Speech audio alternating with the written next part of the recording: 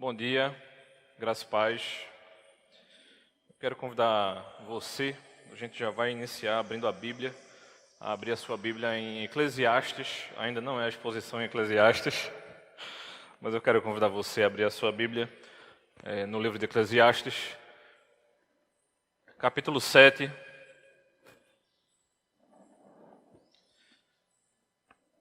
Estava ali tentando enviar o resumo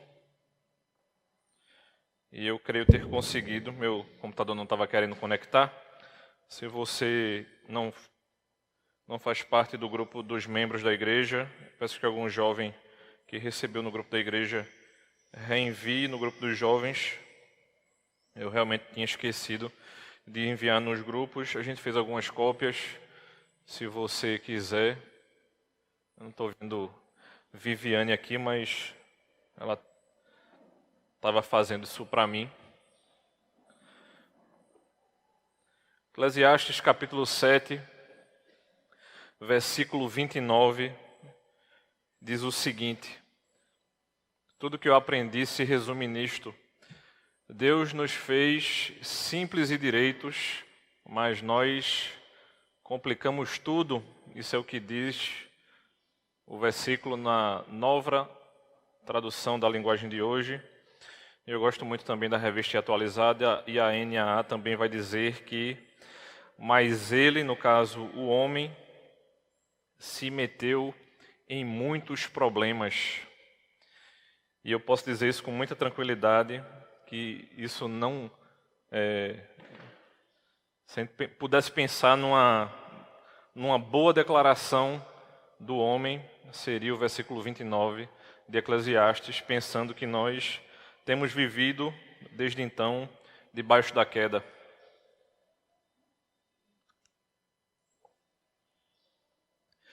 E quando a gente pensa em pecado, a gente não tem como pensar em que a gente tem se complicado em tantos problemas.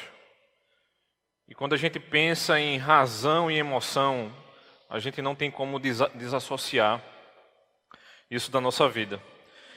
Então, quando a gente está falando a respeito de pessoa vivendo debaixo do pecado e falando de pessoas que ainda não foram regeneradas, a gente precisa ser lembrado da nossa primeira e segunda aula, da questão da autonomia do homem. E quando a gente vai falar sobre razão e emoção centrado em Cristo, a gente precisa ser constantemente lembrado, da mesma forma que nós somos pecadores, a gente vai ser lembrado de que a gente precisa fugir dessa autonomia. Então eu diria que isso é um dos grandes desafios da nossa fé. E como Salomão bem nos lembra aqui no versículo 29, se a gente quer fugir dessa complicação, desse tipo de problema, a gente precisa começar a conduzir o nosso coração, a mostrar a Ele quem é o verdadeiro Senhor da nossa vida, que no caso não somos nós. Eu diria que uma das grandes expressões que a gente vai ver na manhã de hoje é a respeito... Tem algumas aí? Então, se... É melhor. Também pode ser. Meu irmão, se você preferiu a cópia física, o reverendo Ronaldo está com ela aqui, você pode acenar que ele vai entregar para você. Paul Tripp, falando a respeito dessa problemática no livro Guerra de Palavras, ele vai dizer que o pensamento... Ele vai falar que no coração de cada pecador há um desejo de que a vida seja uma instância de férias. Então, quando você falar a respeito dessa problemática de razão e emoção, eu diria que a sua tentativa, a nossa tentativa, sempre será fugir. Ou pensando em como nós normalmente funcionamos, como diria aquele velho ditado, a tentativa sempre será fugir pela tangente. A gente sempre tentará escapar daquilo que Deus nos fez para sermos. Seja tentando fugir pela razão, seja tentando fugir pela emoção. O próprio Tripp, trazendo um exemplo muito prático para a gente, ele vai trazer um relato de uma mulher casada. Eu gosto muito desses exemplos porque faz com que a gente consiga trazer para perto, para a nossa vida, aquilo que eu e você muitas vezes pensamos, mas a gente não consegue, em alguns momentos, aplicar. E a história que ele conta é a seguinte. Certa vez, eu estava conversando com uma senhora que estivera casada por muitos anos. Ela se casara com uma pessoa que, muito honestamente, eu diria que era um homem mau. Ele era irritado, controlador e manipulativo. Regularmente dizia e fazia coisas que machucavam outros. Ela, nesse ínterim, passara a sonhar com o marido perfeito e se tornara tão amargurada pela bênção de outras mulheres na igreja dela que dizia não conseguir ir aos cultos.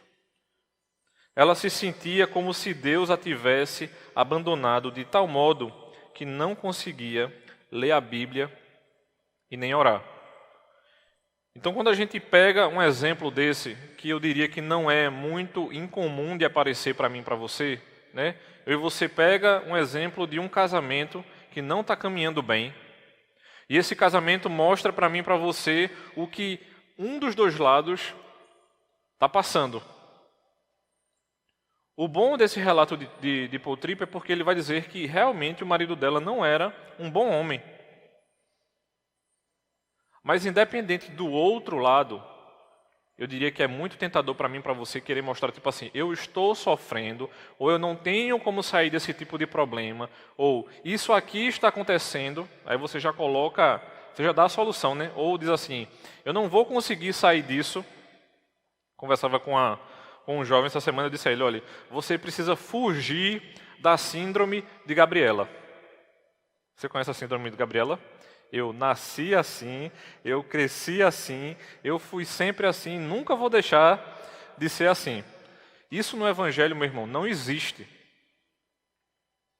É por isso que é tão desafiador para mim e para você ser confrontado biblicamente.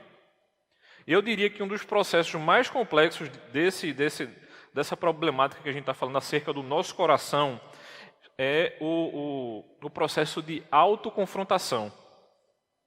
Quando eu e você começa a pensar de ser autoconfrontado, obviamente a gente não consegue fazer isso de maneira isolada, a gente só consegue fazer isso associado ao Espírito, né? Sendo crentes, tendo o Espírito Santo, vai haver esse processo de autoconfrontação, mas muitas vezes nem isso eu e você conseguirá fazer. Então quando a gente pega um exemplo desse, ou seja, a mulher ela tem um problema no matrimônio, ela começa a invejar outras pessoas, ou seja, já começou a tentar resolver de um modo pecaminoso. A gente pode pegar, né? Pastor, saia de um exemplo de casamento. A gente pega um outro exemplo, um casal de jovens que namorou por muitos anos na igreja e terminaram. Relacionamentos longos vão deixar, digamos assim, rastros. E eu não vou nem entrar na questão de problemas sexuais. Vamos considerar que esse casal não teve problemas na área de sexualidade, ou seja, não fornicaram, certo? Mas eu posso ter um dos dois lados dizendo assim, eu não consigo esquecer o outro. Então a gente tem um novo problema aqui. Ele vai tentar persuadir o outro lado a voltar o relacionamento. Então, quando eu tenho uma pessoa presa dentro da história, ela vai tentar criar subterfúgios, digamos assim. Então, por exemplo, eu posso ter um homem dentro desse processo, ele diz assim, pastor, o jeito que eu consegui de resolver esse problema para esquecer o outro foi começar a procurar em outras mulheres a resolução do meu problema. E ele pode fazer isso, por exemplo, de maneira visual. A gente já tem um problema aqui. Ou seja, esse homem vai começar a olhar para mulheres de maneira descontrolada. E para ele resolver isso depois, ele vai ter muita dificuldade. No caso da mulher, eu diria que ela pode começar a ter namorados sem namorar, sem se envolver fisicamente, e ela vai dizer assim, mas não há envolvimento físico. Eu posso chegar para você, minha irmã e meu irmão, namoro não só é físico, existe envolvimento emocional, ou seja, se você está se envolvendo emocionalmente para tentar esquecer outro, a gente já tem um problema aí. Mas no caso dessa mulher casada, que poderia ser um homem também, ela não consegue olhar para pessoas que aparentemente para ela têm casamentos que estão funcionando. Agora, o funcionamento do casamento não significa que a gente não terá problemas dentro dos matrimônios. Se você, vou dizer a você, se você é adolescente e jovem, pode conversar com qualquer casal na igreja. Ele vai dizer que existem problemas a serem tratados, sejam eles pequenos ou grandes. Uma coisa que eu costumo dizer para os jovens no curso de noivo é o seguinte: o desafio da gente no curso de noivos não é fazer com que você não erre dentro do casamento. É ensinar a você a minimizar o problema. E como é que a gente pode fazer isso? Resolvendo ou ensinando o casal a resolver conflito. No aconselhamento a gente chama isso de resolução de conflito. Por quê? São dois pecadores tentando se relacionar. Então, quando eu tenho uma mulher aqui pegando esse exemplo dela e dizendo que ela não consegue mais ir aos cultos porque ela vê pessoas se relacionando e ela não consegue mais ler a Bíblia e orar, ela está dizendo assim, eu tentei resolver o problema. Aí está a grande problemática. Porque, irmãos, a gente não consegue dar determinados passos quando a gente está falando da nossa vida, da nossa caminhada. Eu iniciei lembrando aqui essa citação, dizendo que a gente não tem condições de ser autônomos, porque a gente precisa ser lembrado constantemente, e eu espero que você pegue essa frase e guarde para você a partir de hoje. Vida abundante só existe em Cristo. Eu não estou falando, irmãos, de nós frequentarmos a igreja. Eu não estou falando de você ler a Bíblia, e eu não estou dizendo que isso não seja importante, porque é.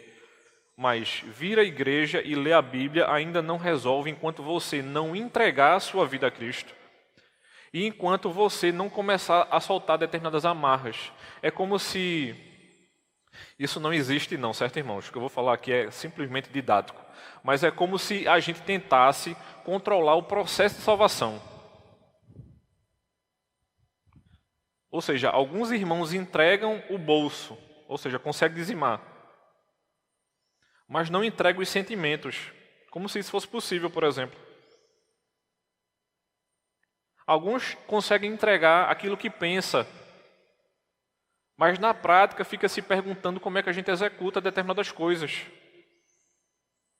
Então, se eu e você ficar tentando resolver, a grande pergunta que vai surgir é o seguinte: qual é a profunda fome interna que você vive querendo satisfazer? Porque quando a gente pensa em satisfação, a gente deveríamos estar sendo satisfeitos em Cristo. E aí é quando surge esse exemplo, e Tripp responderá da seguinte maneira: quanto mais houver baseado sua vida em algo que não o Senhor, tanto mais o amor de Deus e a esperança do Evangelho não irão confortar você.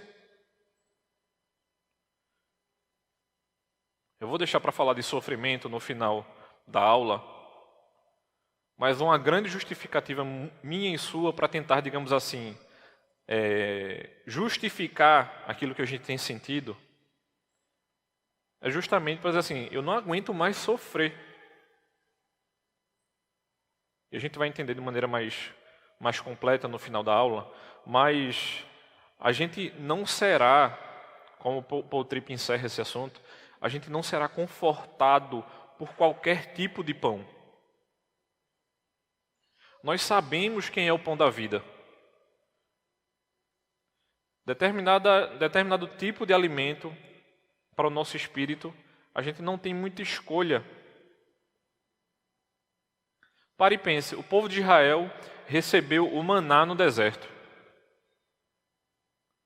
Ou seja, Deus alimentou o povo de Israel durante 40 anos no deserto. Mas ainda assim eles acharam ruim. E Deus, pela sua misericórdia, passou a dar codorna para eles. Ele poderia não ter feito isso. Eu sei que dentro da nossa vida, muitas vezes a gente vai querer ter opções, né? E eu diria que alimento é um deles.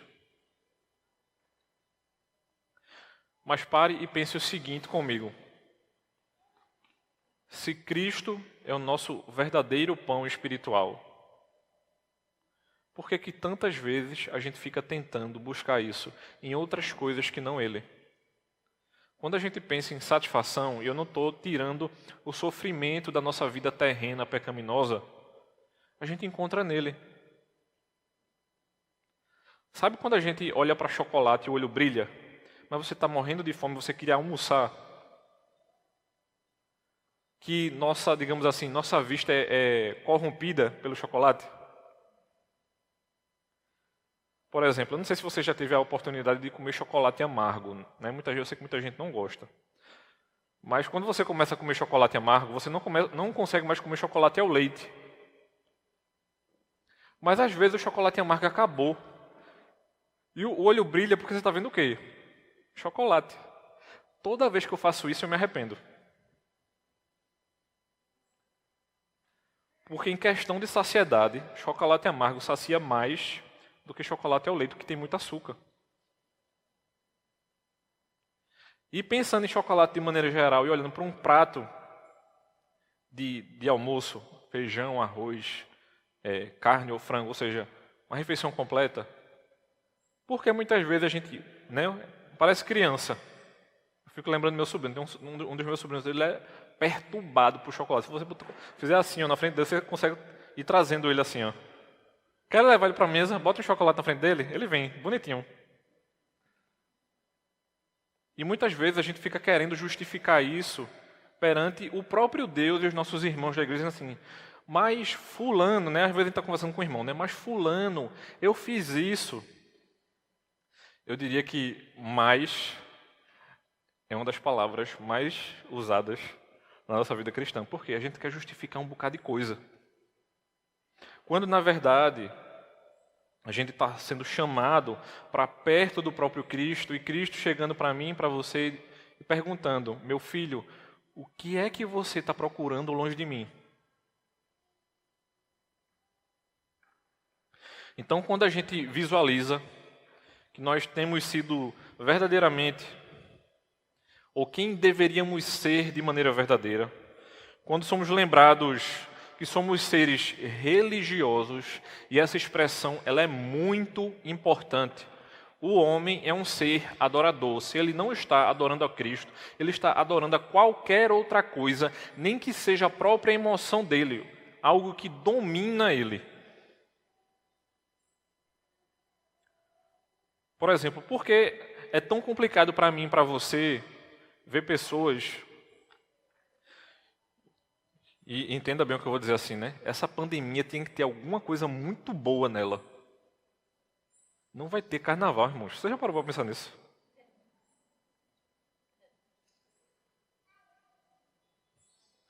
Mas você já parou para se perguntar por que as pessoas se entregam ao desejo, à volúpia, esse tipo de coisa? Você fica se perguntando assim, eu não consigo acreditar que essa pessoa está completamente tomada por isso, porque aquilo ali virou o centro da vida dela.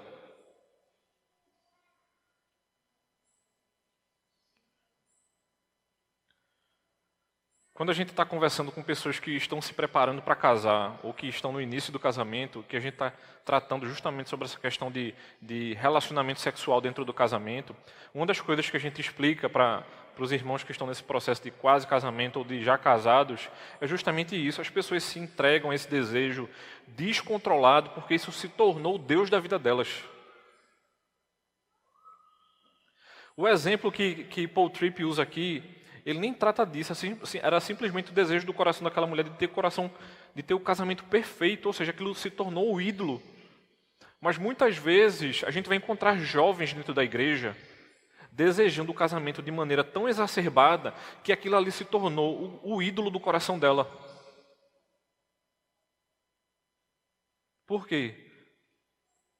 Irmãos, não vai ser um bom emprego que vai satisfazer o nosso coração. Não vai ser um casamento que satisfará o nosso coração. Não será bens. Eu já vi pessoas construindo isso aqui na igreja. Quando eu tiver um carro, não resolveu. Quando eu conseguir encontrar um relacionamento ok, não resolveu. Não vai resolver. Porque o nosso esteio, a nossa paz, a nossa tranquilidade é Cristo. Não tem outra coisa senão o próprio Cristo. Então, esse tipo de desejo, de ânsia, de tentar se realizar, eu diria que isso é uma palavra muito usada hoje. Eu preciso encontrar ou ser realizado, por exemplo, na minha profissão. Eu vou lembrar alguns irmãos aqui, viu? Eu gosto muito de uma página no Instagram chamada Coach do Fracasso. Ele lembra muitas coisas boas a você. Porque não vai ser um tipo de pensamento, entre aspas, positivista, que vai fazer com que você construa as coisas, não. Porque se Paulo chega para mim e para você diz assim, que diz que na minha fraqueza é que eu sou fortalecido, tem alguma coisa errada aí. Alguém vai ter que estar certo.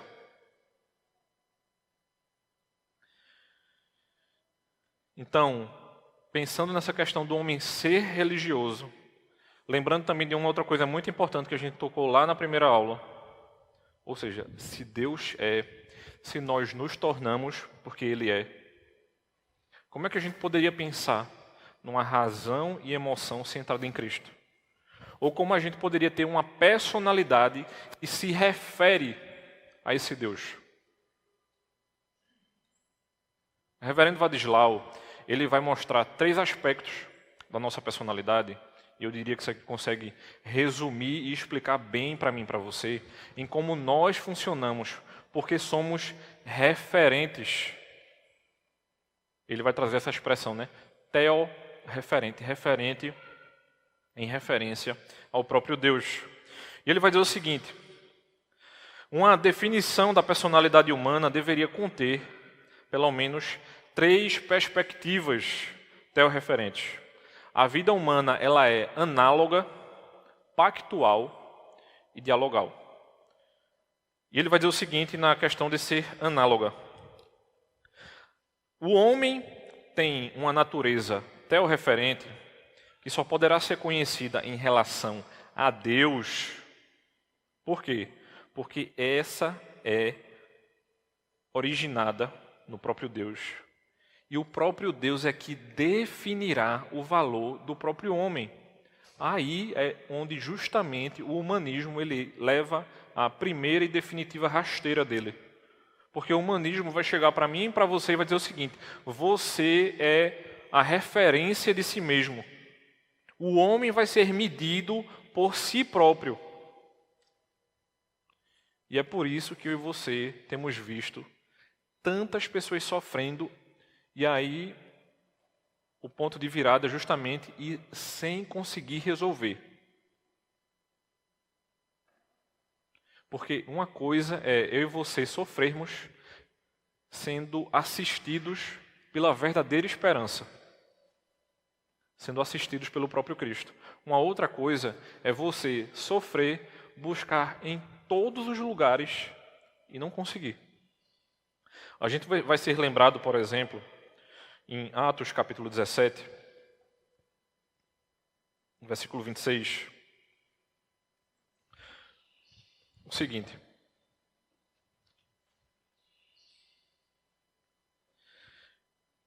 de um só homem fez todas as nações para habitarem sobre a face da terra, havendo fixado os tempos previamente estabelecidos e os limites da sua habitação. Essa expressão, limites da sua habitação, é importantíssima para mim e para você, para começar a entender o nosso funcionamento. Irmãos, quando Deus diz que criou homem e mulher à sua imagem em Gênesis, não está sendo dito pouca coisa a respeito de mim e você. Agora, a queda afetou isso? Afetou. Eu e você sabemos disso. E não afeta somente a nossa mente e o nosso coração, não. Vai afetar o nosso corpo também. A gente vai começar a ver pessoas envelhecendo, começando a ter dificuldade de locomoção. E o que é que a ciência vai dizer para mim e para você? Isso é uma questão de saúde também, mas não só. É pecado também, meu irmão. A Bíblia diz que o mundo jaz no maligno e o nosso corpo perecerá. Não é só a mente, não. Eu estava conversando com alguns irmãos essa semana e eu estava lembrando, meu pai já estava bem no finalzinho do câncer, já perto de falecer, e ele já estava com alguns tumores na coluna vertebral e ele tinha espasmos. E eu nunca tinha visto uma coisa tão incrível de o corpo se debatendo por conta dos tumores na coluna. E aí eu perguntei ao médico o que era aquilo, obviamente, né, que eu estava sem conseguir entender, eu não sabia se meu pai estava tremendo por conta de febre ou qualquer outra coisa, mas ele disse, não, isso é por conta do tumor na coluna. Então, assim, o pecado, ele vai afetar todo o nosso corpo, inevitavelmente.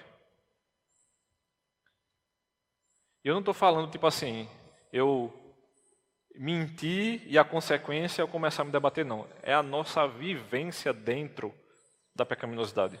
Muitas vezes a gente quer direcionar, né? Eu fiz isso, vai acontecer aquilo.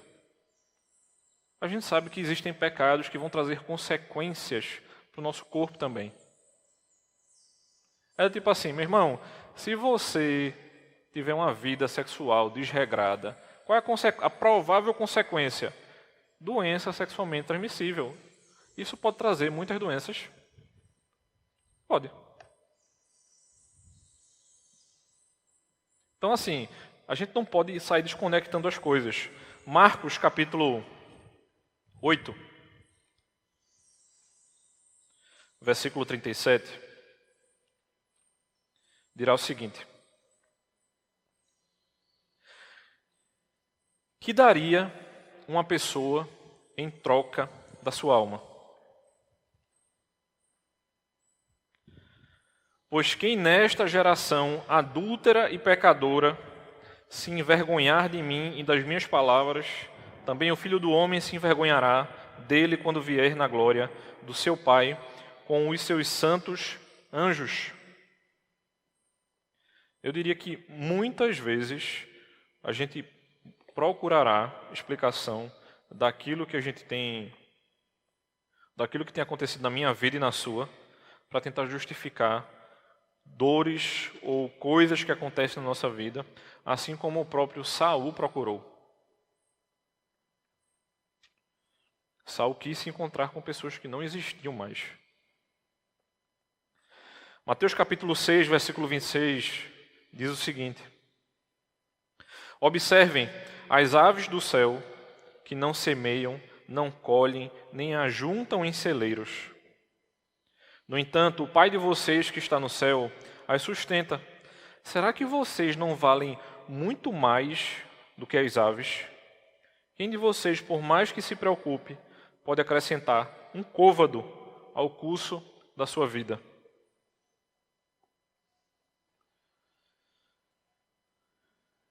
Irmãos, uma câmera bariátrica, ela pode ajudar na recuperação da sua saúde pela quantidade de dias que Deus quiser que você continue vivendo. Mas ela não vai fazer você viver um dia a mais, porque a tecnologia desenvolvida ali é especial. Você pode viver um dia a mais porque houve misericórdia do Senhor para você, assim como houve para um rei que pediu a Deus que pudesse viver mais, e Deus deu a ele, por sua plena e direta vontade, mais 15 anos. Então, quando a gente olha para essa questão da nossa vida ser análoga, ou seja, existe uma dependência. Enquanto eu e você tentar ser desassociado dessa questão, a gente realmente não vai conseguir viver como deveria. Porque ela é pactual. Vai ser dito que o homem ele tem um propósito relacional. O homem foi criado por um Deus pessoal, ou seja, Deus não está lá em cima de maneira isolada assistindo o circo pegar fogo aqui embaixo. Ele não está assistindo, por exemplo, a pandemia acontecer e as coisas não estão debaixo do seu controle. Mas por ele ser, um Deus pessoal, para a comunhão com Ele e com o próximo. Ou seja, Deus nos fez para nos relacionarmos com Ele e com o nosso próximo. Ou seja, aparece aqui mais uma perspectiva do que é ser igreja, por exemplo. Você muitas vezes fica se perguntando, né, além da questão da obediência em si, de devermos cultuar de maneira coletiva, vai haver também, a gente não pode desconectar, por exemplo, a questão da comunhão. Por isso que foi tão difícil para a gente, na retomada aos cultos, ficar isolado. Perguntaram ontem quando é que a cantina ia voltar. Ronaldo deu uma resposta bem bonita para os líderes de ministério. Mas eu fiquei pensando na hora, quem consegue controlar crente? A briga da gente é botar vocês para correrem aqui depois do culto, para ninguém adoecer. Imagina botando comida aqui. Então, assim, a resposta é essa. Deus nos fez seres relacionais. E isso é importantíssimo. Deus não nos fez para vivermos de maneira isolada. Aí você pode chegar para mim e dizer assim, mas pastor, minha personalidade é de ser uma pessoa mais retraída. Mas ainda assim, meu irmão, Deus fez você assim e Ele espera que você se relacione. Tiraram uma brincadeira com minha esposa, coitada dela, né? Disseram o seguinte para ela assim, eu queria colocar um gravador na tua casa para saber quantas vezes Rodrigo fala durante a semana. Eu sei que eu falo pouco, irmão, mas não é para tanto. Né? Saber quantas vezes eu falo ao longo da semana. Ainda bem que a pessoa era muito minha amiga, né? Mas... E aí vai continuar sendo dito aqui. É nessa relação com Deus e por derivação, ou seja, olhe sempre aqui. Essa questão da teorreferência ela é importantíssima, porque cada aspecto, cada perspectiva da nossa personalidade, ela não desconecta hora nenhuma do próprio Deus. A questão análoga mostra essa questão da nossa relação com Deus. A questão pactual vai ser dita aqui, ó. E por derivação com o homem, que este encontra o seu bem supremo. Por exemplo, no Salmo 4, vai ser apresentado a mim e a você, versículo 6, o seguinte.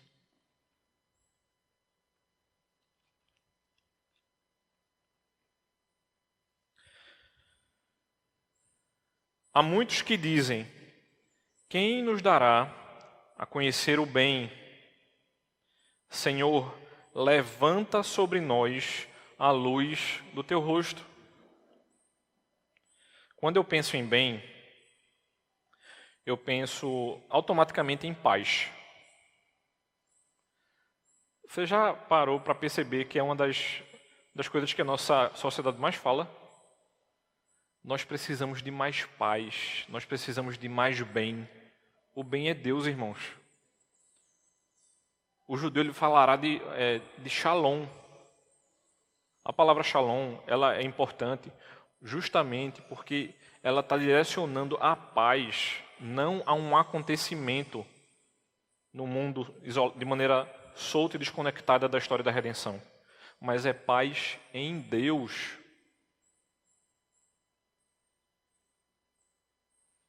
Ou seja, quando o salmista aqui chega para mim e para você e pergunta, quem nos dará a conhecer o bem? Ele mesmo responde, Senhor, Tu és o bem e a gente precisa estar contigo o tempo inteiro.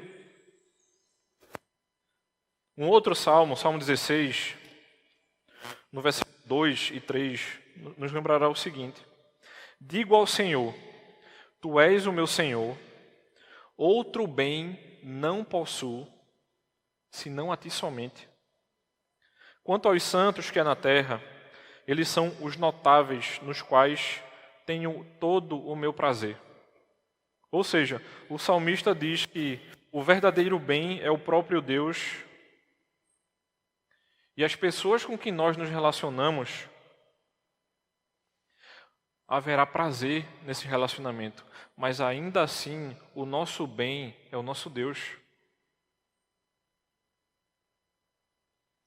Então a gente se relaciona com Ele, Ele espera com que nós nos relacionemos com Ele e com o próximo. E essas coisas não desconectarão. Na carta de Paulo a Filemon, no versículo 5,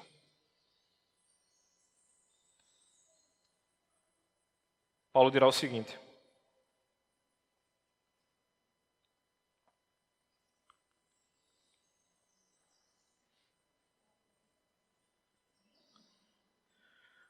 porque tenho ouvido falar da fé que você tem no Senhor Jesus e do seu amor por todos os santos.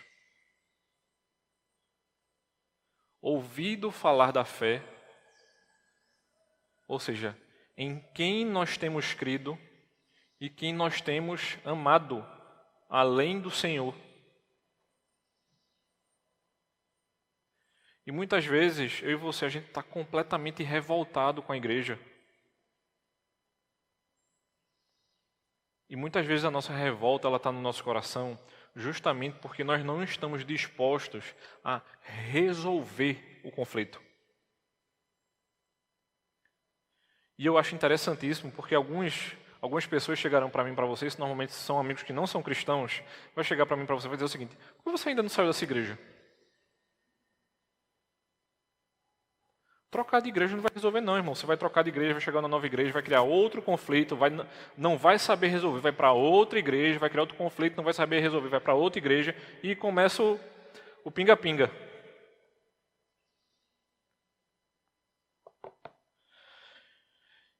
E a última perspectiva é justamente a dialogal, que dirá o seguinte: existe uma finalidade refletiva de glorificar a Deus e usufruir o processo para sempre. Ou seja, a mulher que estava reclamando do casamento dela e que tinha lá reclamações honestas, ou seja, precisava de ajuda ali. Quando ela olha para o problema e tenta resolver do jeito dela, ela não percebe, não entende que ela não estava usufruindo do processo para sempre. Ou seja, os problemas que chegam no nosso colo não podem destruir a nossa vida, porque o dono da vida é o próprio Deus. E apesar dele ter permitido a pecaminosidade, não nos dá o direito de dizer se a nossa vida está sendo feliz ou triste. A gente não consegue definir isso. A gente sabe que está sofrendo. Mas se eu não sei o que é alegria, como eu posso desejá-la? E é por isso que as pessoas desejam de maneira errada. Porque elas vão definir a alegria sendo alguma outra coisa que não o próprio Deus. E aí elas vão conseguir dizer assim: não, o que eu espero é que o meu casamento seja resolvido. Ou o que eu espero é que os meus filhos cresçam. Ou eu espero que eu tenha estabilidade financeira. Ou seja, a gente está começando a definir o que é felicidade. E quando a gente atinge essa felicidade, a gente vai perceber que não era bem aquilo que a gente estava procurando. E ele vai seguir aqui. Nesse encontro é que reside o tema principal da obediência e do amor a Deus, que confere ao homem a plenitude da sua personalidade. Nós amaremos como devemos, e nós obedeceremos como deve ser, a partir do momento que a gente entender de maneira completa que nossa vida é para glorificar a Deus. A gente vai conseguir usufruir dessa vida de maneira muito mais completa. Por exemplo, Efésios, capítulo 3, versículo 19, Paulo falará disso, nos dizendo o seguinte: conhecer o amor de Cristo, que excede todo o entendimento, para que vocês fiquem cheios de toda a plenitude de Deus. Não é para que vocês fiquem felizes, ou para que vocês tenham perspectiva de vida, ou para que vocês sejam tranquilizados. Paulo não está falando disso aqui, não. Ele está dizendo que o nosso conhecimento de Cristo, que a gente não terá entendimento completo disso, para que a gente seja pleno, ou seja, quem completa a mim e a você não é o que nós desejamos, mas a quem nós podemos ter, porque fomos chamados para ser com Ele. Paulo vai repetir isso em outras cartas. Por exemplo, Jonatas citou Colossenses semana passada, eu vou ter que citar de novo hoje. Colossenses capítulo 1, versículos 18 e 19, vai dizer o seguinte: Ele é a cabeça do corpo, que é a igreja. Ele é o princípio, o primogênito dentre todos os mortos, para ter a primazia em todas as coisas. Por quê? Porque Deus achou por bem que nele residisse toda a plenitude. E Paulo vai dizer o seguinte no capítulo 2, versos 9 e 10. Porque nele habita corporalmente toda a plenitude da divindade. Também nele vocês receberão a plenitude. Ele é o cabeça de todo principado e potestade. Nele também vocês foram circuncidados, não com uma circuncisão feita por mãos humanas, mas pela remoção do corpo da carne, que é a circuncisão de Cristo. Quando Cristo nos chama, irmãos, Ele não está resolvendo o nosso problema terreno. Essa foi a confusão dos judeus. Cristo não está resolvendo, por exemplo, a nossa saúde. Ele está resolvendo toda a nossa vida. Nós seremos plenos com Ele. Mas o que é que muitas vezes eu e você temos desejado? Nós temos desejado a plenitude agora. Nós já estamos com Cristo, mas o pecado ainda não permite que vivemos em completa e total plenitude. Então, essa personalidade diante do Verbo será considerada dinâmica, fluida, em transformação, e como bem nos lembra Efésios capítulo 2, versículo 10, isso acontece porque nós somos feitura de Deus. E se Ele é, e sendo feitos através dele, nós estaremos completamente conectados a esse Deus. Então, de maneira muito poética, o reverendo Vadislau vai dizer que o tecido da personalidade humana, como sendo uma tecedura de significado, ele é feito com padrões de finalidade. E qual é a finalidade do homem? Glorificar a Deus. E com cores de propósito. Ou seja, nós podemos usufruir do processo. Vai ter problemas no meio do usufruto, sim. Por culpa minha e sua. E dos outros que convivem ao nosso redor. Então, quando somos trazidos para Deus, nós, as afeições, como diria Edwards, do coração, elas encapsulam a nossa mente, a emoção e a nossa vontade, mas de maneira dinâmica, ou seja, não acontece uma coisa, depois outra e depois outra. Já pensou se toda vez que você ficasse triste, a gente pudesse parar a nossa vida, a gente não precisasse mais trabalhar? Eu ligasse para Ronaldo e dissesse assim, mano, eu estou triste hoje, vou ficar em casa. E a agenda de atendimento da gente, consumindo, ele, Daniel mal chegou, já está na roda também, e eu ligasse por Deus, não estou afim de ir para a igreja hoje não. E a gente conversando na reunião de liderança ministerial ontem aqui, eu disse assim, rapaz, eu não vou dar aula amanhã não, que eu não estou afim não. Imagina se isso acontecesse. Vamos nascer no grupo da igreja. Irmãos, não haverá culto hoje porque eu não estou afim de ir para a igreja. Isso é uma coisa boa, né? Vocês vão querer matar. Então, a gente não consegue desconectar essas coisas. Agora, obviamente, pensando em processos que afetam a nossa saúde, quanto mais a gente se deixa ser conduzido por problemas nessas questões, a gente vai ficando doente, né? Quer um bom exemplo disso? Tem irmãos aqui na igreja que brincam de não tirar férias.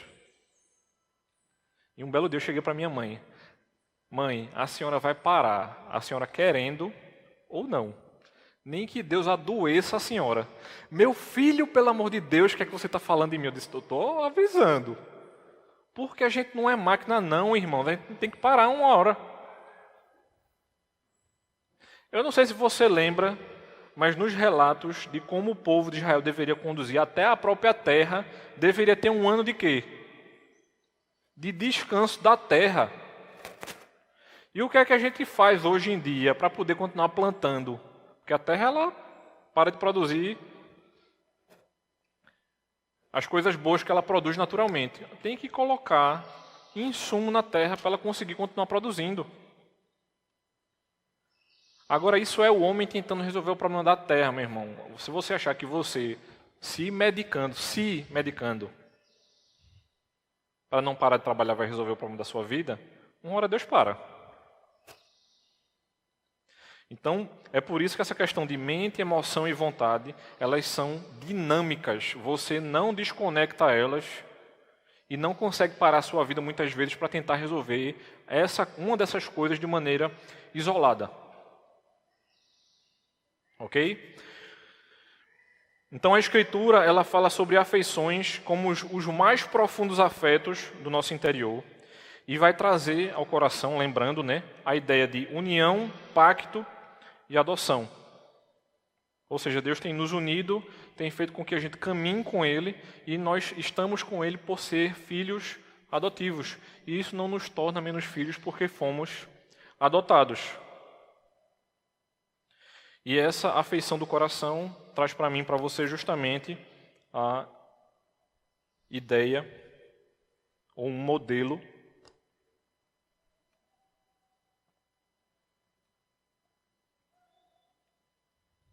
de fé, esperança e amor. Então, quando a gente começar a pensar a respeito de afeição do coração, vão existir vários modelos bíblicos, mas a gente pode dizer, e pegando aí o gancho do reverendo Vadislau, eu diria que esse é um dos modelos bíblicos mais efetivos, porque ele consegue atingir de maneira vital, falar a respeito das afeições do nosso coração. Então, quando a gente falar desse modelo usado por Paulo em 1 Coríntios, eu diria que esse é um modelo muito rico para mim e para você entender de maneira mais prática e simples como é que a gente funciona, certo? A respeito de fé, irmãos, no sentido mais simples da palavra, do termo, é justamente a questão do dom dado por Deus a mim e a você, e também com relação ao dom de maneira mais geral, como a gente vai poder ver em Hebreus, em Coríntios, na segunda carta, tanto na segunda quanto na primeira. E o que é que a gente pode dizer a respeito de fé, pensando em nossa personalidade? A gente pode dizer que é um movimento afetivo, primeiro para cima, né? Isso você vai entender bem quando a gente começar a falar das três, depois para dentro e depois para fora. Pensando em nossa salvação, ou seja, somos chamados a conhecer a Deus, e esse movimento ele não é lateral, ele é de cima para baixo. Deus nos chama a ter fé nele. depois para dentro, ou seja, a nossa vida ela é transformada e depois a gente vai querer expor isso para as pessoas. Ou seja, como é que eu quero tentar desconectar aquilo que eu penso e sinto daquilo que eu acredito? É por isso que eu disse anteriormente que a questão de sermos seres religiosos ela é tão importante. Não adianta eu entender que eu sou um ser que se relaciona quando Deus nos fez para nos relacionarmos, em primeiro lugar, com Ele.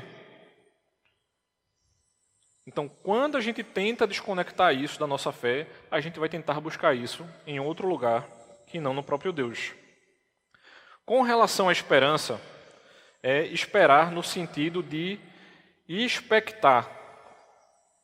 Ou seja, vai ser também um movimento afetivo, primeiro para dentro.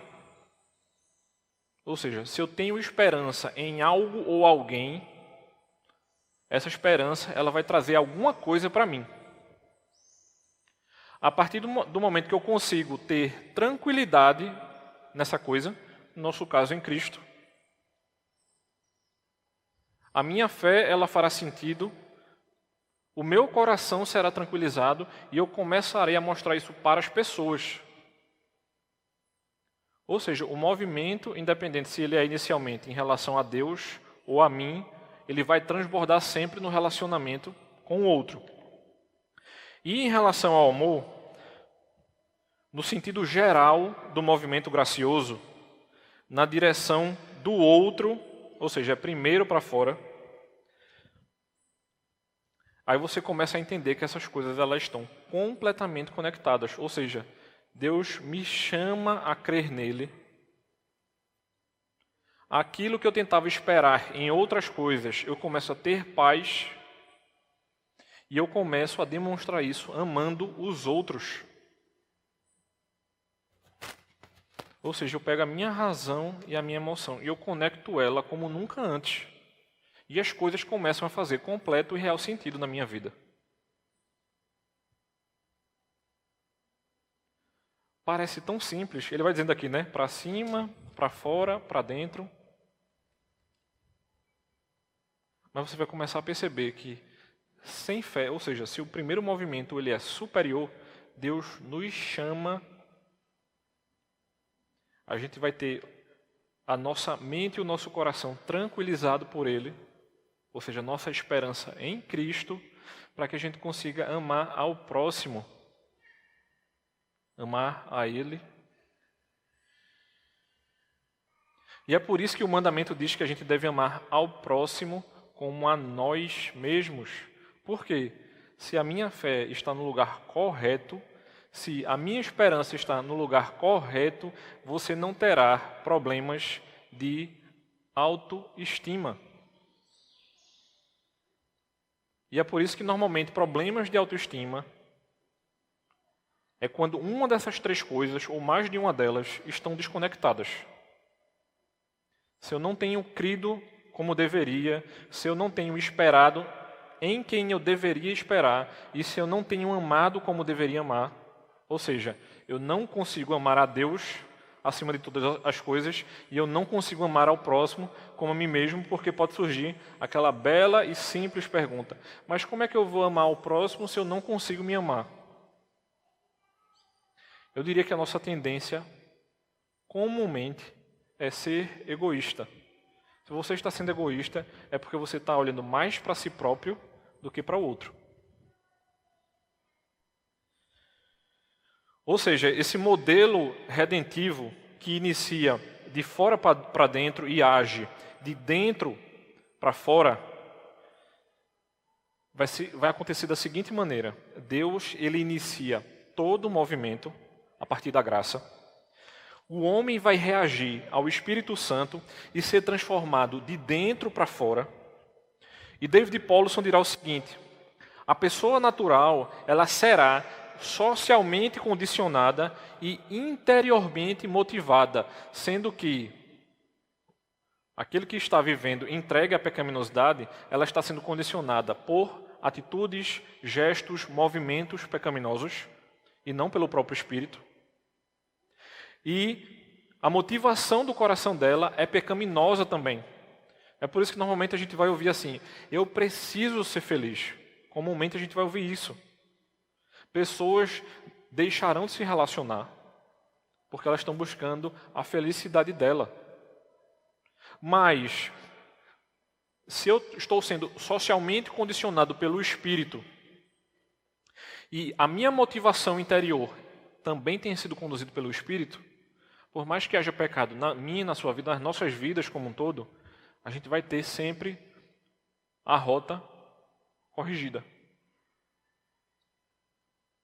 A gente não terá tanto medo de conviver, de viver o Evangelho, de viver a vida da igreja, de conviver inclusive com pessoas que pecam, que estão entregues ao pecado, porque a gente tem em quem confiar. E se a nossa esperança está em Cristo, não vai ter problemas na nossa convivência. Muita gente diz assim, né? Eu não me relaciono mais porque eu já fui muito traído. Eu não falei traição entre marido e mulher, não. Estou falando relacional de maneira geral. Pessoas enganaram, né? Pessoas... eu diria que, normalmente, quando a gente cria barreiras a esse respeito, são barreiras pecaminosas. Por exemplo, eu não sei se você conhece alguém, mas uma das coisas que eu acho mais impressionante de pessoas que já foram muito enganadas é porque ela tem a síndrome de perseguição. Ela acha que todo mundo, o tempo inteiro, está perseguindo ela. Se você diz alguma coisa contra ela, fulano começou a me perseguir.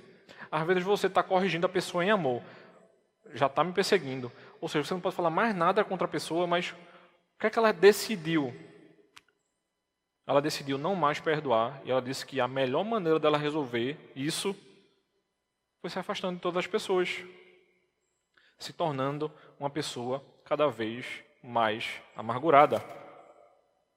E aí, quando na verdade eu e você deveríamos estar sendo trazidos para perto de Deus, convidados a ser confiantes, não em mim e você, confiando em Cristo, firmando a minha vida e a sua na graça do próprio Deus. Então, quando eu e você decide, e essa decisão é uma decisão conduzida pelo Espírito, vivermos na verdade, o convite também será feito para que a gente encontre regozijo no próprio Deus. E aí você pode perguntar para mim, pastor, mas e o sofrimento? Romanos capítulo 5, e eu diria que é um capítulo que Paulo trata bem a respeito disso. O versículo 3 vai dizer o seguinte: e não somente isto, mas também nos gloriamos nas tribulações, sabendo que a tribulação produz perseverança. Paulo vai dizer que a gente deve fazer os cursos requeridos na escola do sofrimento. Já aprendeu a sofrer? Eu também não. Mas a gente sofrerá. A gente não sabe por que a gente sofre, mas a gente deveria saber que quando eu e você sofrermos, isso acontecerá para o nosso benefício. Mesmo que muitas vezes a gente não entenda por que está acontecendo. Tem um livro chamado Razões do Coração, de William Edgar, que ele vai dizer o seguinte: ele vai lembrar de 3 grandes graus do sofrimento, e os 3 ele vai mostrar justamente aqui no capítulo 5 de Romanos. Ele vai dizer que o primeiro grau do sofrimento é a perseverança. O segundo é que, uma vez que a perseverança esteja ocorrendo normalmente, o nosso caráter será trabalhado. E Paulo vai mostrar isso para mim e para você aqui no versículo 4. O versículo 4 dirá o seguinte: a perseverança produz experiência. E a experiência produz esperança. E finalmente, o mais alto grau da escola do sofrimento é a esperança. É justamente como ele fecha o versículo 4 e o que ele mostra para mim e para você aqui no versículo 5, que vai dizer: ora, a esperança não nos deixa decepcionados, porque o amor de Deus é derramado em nosso coração pelo Espírito Santo que nos foi dado. Fé, esperança e amor. Se eu entendo que Deus me ama, Se a minha esperança está em Cristo, por mais que seja muito ruim a gente sofrer, a gente não será desmantelado. Porque a gente só desmorona completamente quando a nossa confiança está em nós mesmos e a gente não tem essa capacidade. Quando a gente acha que a gente tem a capacidade de controlar o que a gente sente, você normalmente desmorona. Eu conversava com um jovem aqui da igreja e tenho acompanhado esse jovem já por alguns meses, e eu disse a ele: você está tentando controlar o incontrolável, meu amigo. A gente não consegue.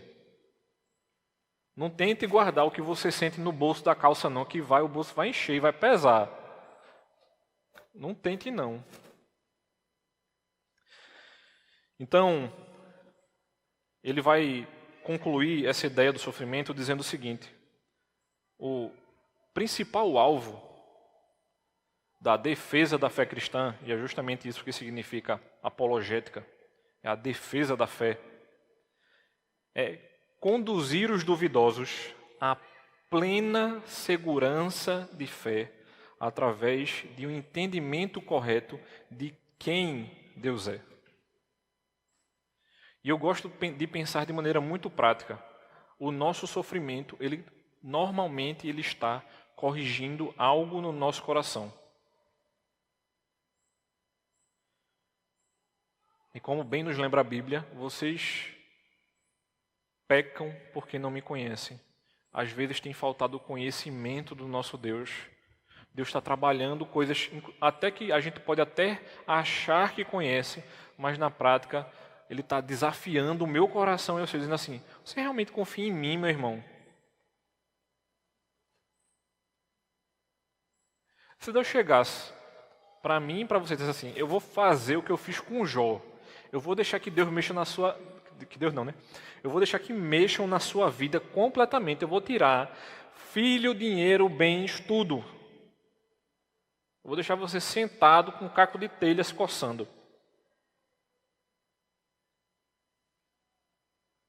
A única coisa que eu penso é: Senhor, por favor, não faz isso não. Vá corrigindo, mas de uma vez só. E uma das coisas mais belas que o livro de Jó mostra para mim e para você é justamente quando Deus chega lá no final e diz para Jó o seguinte: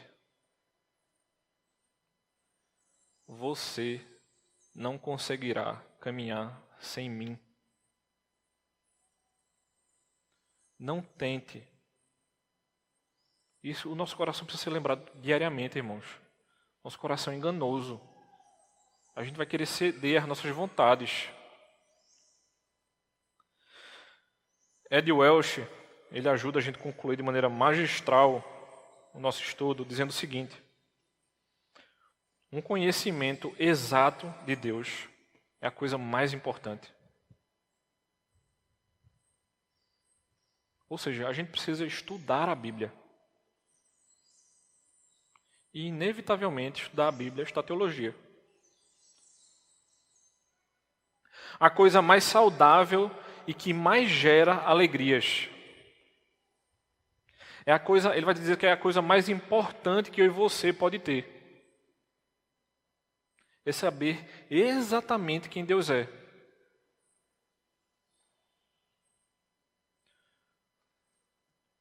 Pastor inglês, falando a respeito do falecimento da sua esposa, ele disse o seguinte: eu estava dentro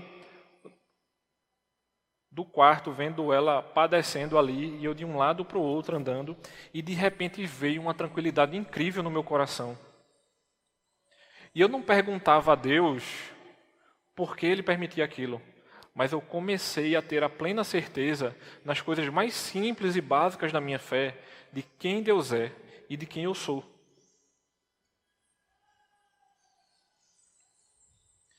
E ele relata o seguinte: e incrivelmente, nos meses finais de vida dela, eu consegui continuar fazendo as coisas normalmente.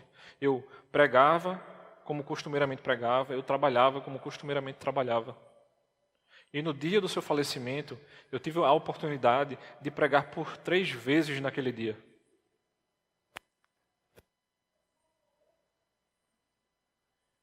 Irmãos, nem sempre a gente vai ter a capacidade desse homem. Mas que o nosso coração pode estar muito mais conectado com o nosso Deus, isso é bem verdade. Justamente porque a gente pode conhecer. Paulo compreende que a maior necessidade do nosso coração é Deus. É conhecê-lo com precisão e segui-lo.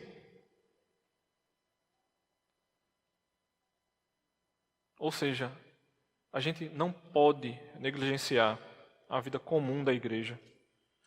A gente não pode negligenciar a nossa vida devocional. E a gente precisa conhecer mais a Deus.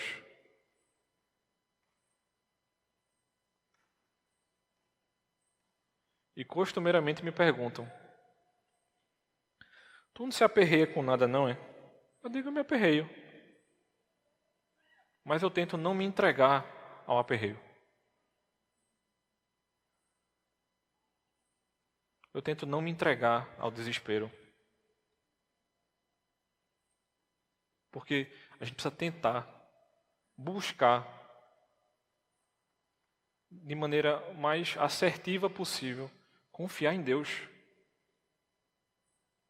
Porque Deus é a nossa verdadeira esperança. Cristo é o nosso verdadeiro esteio. Enquanto a minha razão, a nossa razão e a nossa emoção não estiver em Cristo, a gente viverá patinando. Já tentou patinar no gelo sem o patins? Nem tente.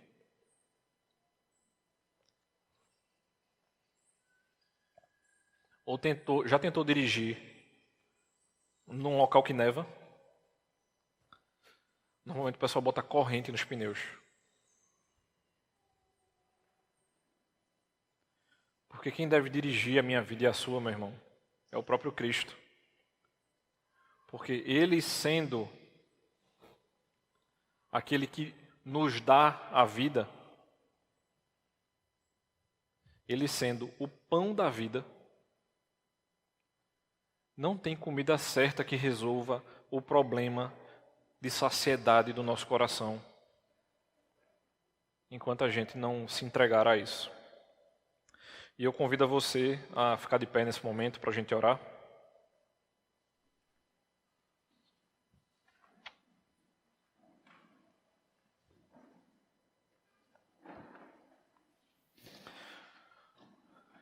Oremos. Santo Deus de Israel, Tu sabes o quanto o nosso coração é enganoso, Senhor, o quanto a gente é tentado a se entregar àquilo que a gente pensa e àquilo que a gente sente. E a gente te pede, Senhor, para que a gente encontre verdadeira paz, Pai. Que a gente tenha fé em Ti, que a gente tenha esperança em Ti e que o Teu amor nos capacite a amar como nós devemos fazer, Pai. Que a gente encontre tranquilidade em Ti, Pai, que a nossa vontade, os nossos desejos,